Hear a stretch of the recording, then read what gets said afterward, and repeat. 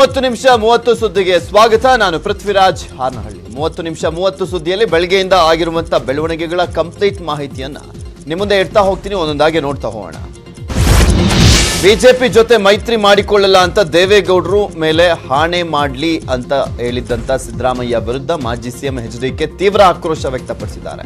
ಚಾಮರಾಜನಗರ ಜಿಲ್ಲೆ ಹನೂರಿನಲ್ಲಿ ಮಾತನಾಡಿದಂತ ಅವರು, ಸಿದ್ದರಾಮಯ್ಯ ಸುಳ್ಳಿನ ರಾಮಯ್ಯ ಅಂತಾನೆ ಕರಿತೀನಿ, ಅದು ಅವರಿಗೆ ಕರೆಕ್ಟ್ ಹೆಸರು. 8 ಕ್ಷೇತ್ರದ ಉಪಚುನಾವಣೆಯಲ್ಲಿ ಬಿಜೆಪಿ ಗೆಲ್ಲಿಸಲಿಕ್ಕೆ ಎಷ್ಟು ಹಣ ಪಡ್ಕೊಂಡಿದ್ರಿ ನೀವು? ಹಣ ಪಡೆದಿಲ್ಲ ಅಂದ್ರೆ ಅವರ ಮಗನ ಮೇಲೆ ಆಣೆ ಮಾಡಿ ಹೇಳ್ತಾರಾ ಅಂತ ಸವಾಲ್ ಹಾಕಿದ್ದಾರೆ. ಡೋಂಗಿ ಸಮಾಜವಾದಿ ಹೆಸರು ಹೇಳ್ಕೊಂಡು ಜಾತ್ಯತೀತ ಬಗ್ಗೆ ಚರ್ಚೆ ಮಾಡುವಂತ ಸುಳ್ಳಿನ ರಾಮಯ್ಯ ಅವರಿಂದ ನಾನು ಪಾಠ ಕಲಿಬೇಕಾಗಿಲ್ಲ ಅಂತ ತೀವ್ರವಾಗಿ ವಾಗ್ದಾಳಿಯನ್ನ ನಡೆಸಿದ್ರು. ಸಿದ್ದರಾಮಯ್ಯ ಹೇಳಿಕೆಗೆ ಮಂಡ್ಯದಲ್ಲಿ ಎಚ್ಡಿಡಿ ಕೂಡ ಗರಂ ಆಗಿದ್ರು. ಬಿಜೆಪಿ ಜೊತೆ ಹೋಗಲ್ಲ ಅಂತ ದೇವೇಗೌಡರ ಮೇಲೆ ಆಣೆ ಮಾಡುವಂತೆ ಹೇಳಿದಂತ ಸಿದ್ದರಾಮಯ್ಯ ಹೇಳಿಕೆಗೆ ಗರಂ ಆಗಿದ್ದು, ಸಿದ್ದರಾಮಯ್ಯ ಅವರ ಹಿಂದಿನ ನೆನಪು ಮಾಡುವಂತ ಮೂಲಕ ಕುಮಾರಸ್ವಾಮಿ ಅಸಹ್ಯವಾದಂತ ಉತ್ತರವನ್ನ ಕೊಟ್ಟಿದ್ದಾನೆ. ನಾನಿನ್ನೂ ಬದುಕಿದ್ದೇನೆ. ಯಾರಿಗೆ ಮಾತನಾಡ್ತಾರೆ ಅವರು, ಯಾವ ಬಾಯಲ್ಲಿ ಮಾತನಾಡ್ತಾರೆ? ನಾನು ಶಬ್ದ ಪ್ರಯೋಗವನ್ನ ಎಚ್ಚರಿಕೆಯಿಂದ ಮಾಡ್ತೇನೆ. ಜಲಧಾರೆ ವಿಚಾರ ಡೈವರ್ಟ್ ಮಾಡೋದಾಗ ಬೇಡ, ನಾನಿನ್ನೂ ಬದುಕಿದ್ದೇನೆ, ಹೋರಾಟ ಮಾಡ್ತೇನೆ ಅಂತ ಹೇಳಿದ್ರು. ಹುಬ್ಬಳ್ಳಿಲಿ ಗಲಭೆ ಯಾರ ಕಾರಣ?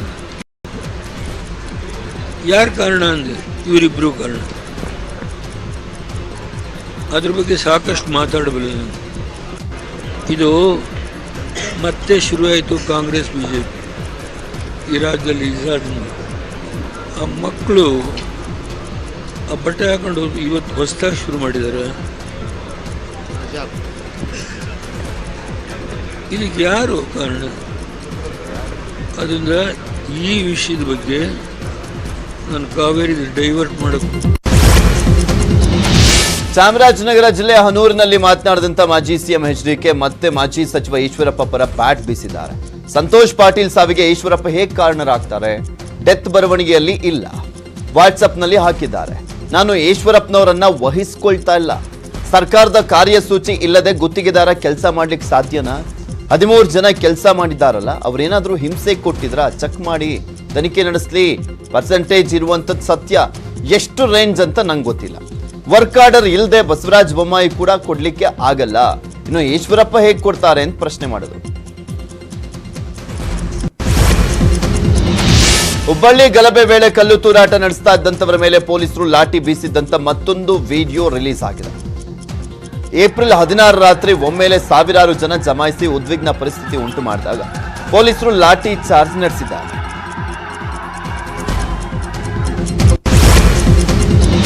ಸಣ್ಣದನ್ನ ದೊಡ್ಡದು ಮಾಡಿ ಶಾಂತಿ ಕದಡುವಂತ ಯತ್ನ ಯಾರೂ ಕೂಡ ಮಾಡಬಾರ್ದು. ಅಮಾಯಕರನ್ನ ಕೂಡಲೇ ಬಿಡುಗಡೆ ಮಾಡಬೇಕು. ಹುಬ್ಬಳ್ಳಿಯಲ್ಲಿ ಶಾಂತಿ ಸ್ಥಾಪಿಸುವಂತೆ ಮಠಾಧೀಶರು ಮೌಲ್ವಿಗಳ ಒಂದು ಚರ್ಚೆ ನಡೆಯುವಂತ ಸಂದರ್ಭದಲ್ಲಿ ಅದಾದ್ಮೇಲೆ ಅವರು ಸುದ್ದಿಗೋಷ್ಠಿಯಲ್ಲಿ ಆಗ್ರಹಿಸಿದ್ದಾರೆ. ಹುಬ್ಬಳ್ಳಿ ಧಾರವಾಡ ಶಾಂತಿಯಾಗಿತ್ತು, ಆದರೆ ಮೊನ್ನೆಯ ಗಲಭೆಯಿಂದ ಅಶಾಂತಿಯ ವಾತಾವರಣ ನಿರ್ಮಾಣವಾಗಿದೆ. ಯಾರೇ ಕಾನೂನು ಕೈಗೆತ್ತಿಕೊಂಡಿದ್ರೂ ಕೂಡ ಅವರ ಮೇಲೆ ನಿರ್ದಾಕ್ಷಿಣ್ಯ ಕ್ರಮ ಕೈಗೊಳ್ಳಿ, ಆದರೆ ಅನಾವಶ್ಯಕವಾಗಿ ಅಮಾಯಕರನ್ನ ಬಂಧಿಸಬೇಡಿ. ಶಾಂತಿ ಸೌಹಾರ್ದತೆ ಕಾಪಾಡುವಂತೆ ಸೈಯದ್ ಅಹಮದ್ ರಜಾ ಸರ್ಕಾವಿ, ಚನ್ನ ಬಸವಾನಂದ ಸ್ವಾಮೀಜಿ ಹಾಗೂ ಹೊಸಮಠದ ಚಂದ್ರಶೇಖರ ಸ್ವಾಮೀಜಿ ಆಗ್ರಹಿಸಿದ್ದಾರೆ. ಹುಬ್ಬಳ್ಳಿ ಗಲಭೆ ವಿಚಾರದಲ್ಲಿ ಬಿಜೆಪಿ ಸರ್ಕಾರದ ವಿರುದ್ಧ ವಿಪಕ್ಷ ನಾಯಕ ಸಿದ್ದರಾಮಯ್ಯ ಆಕ್ರೋಶ ವ್ಯಕ್ತಪಡಿಸಿದ್ದಾರೆ. ಮೈಸೂರಿನಲ್ಲಿ ಈ ಬಗ್ಗೆ ಮಾತನಾಡಿದಂತ ಸಿದ್ದರಾಮಯ್ಯ, ಸರ್ಕಾರ ದ್ವೇಷವನ್ನ ಬಿತ್ತಿ ಸಮಾಜ ಒಡೆಯುವಂತ ಕೆಲಸ ಮಾಡ್ತಿದ್ದಾರೆ. ಹಿಂದೂ ಮತ್ತು ಮುಸ್ಲಿಮರ ನಡುವೆ ಸಂಘರ್ಷವನ್ನ ತಂದಿಡ್ತಾ ಇದ್ದಾರೆ. ನಾನು ಕೂಡ ಹಿಂದೂ. ಸ್ವಾತಂತ್ರ್ಯಕ್ಕಾಗಿ ಯಾರಾದ್ರೂ ಒಬ್ಬ RSS, ಬಜರಂಗ ದಳ, ಹಿಂದೂ ಸಂಘಟನೆಗಳ ನಾಯಕರು ಸತ್ತಿದ್ದಾರಾ ಅಂತ ಪ್ರಶ್ನೆ ಮಾಡಿದ್ದಾರೆ.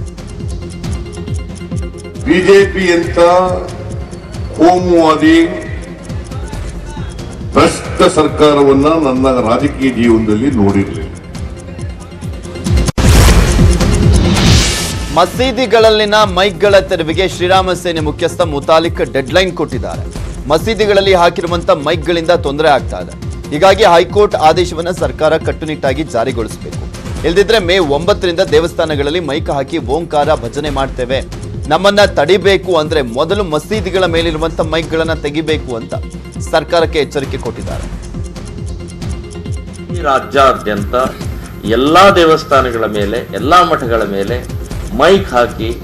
ಭಜನೆಯನ್ನ, ಓಂಕಾರವನ್ನ, ಶಿವನಾಮವನ್ನ ಮಾಡುವಂತಹದ್ದು ನಿರ್ಧಾರವನ್ನು ಮಾಡಿದೀವಿ. ಅದು ಬೆಳಗ್ಗೆ 5 ಗಂಟೆಯಿಂದನೇ ಪ್ರಾರಂಭ ಆಗುತ್ತೆ. ಸೊ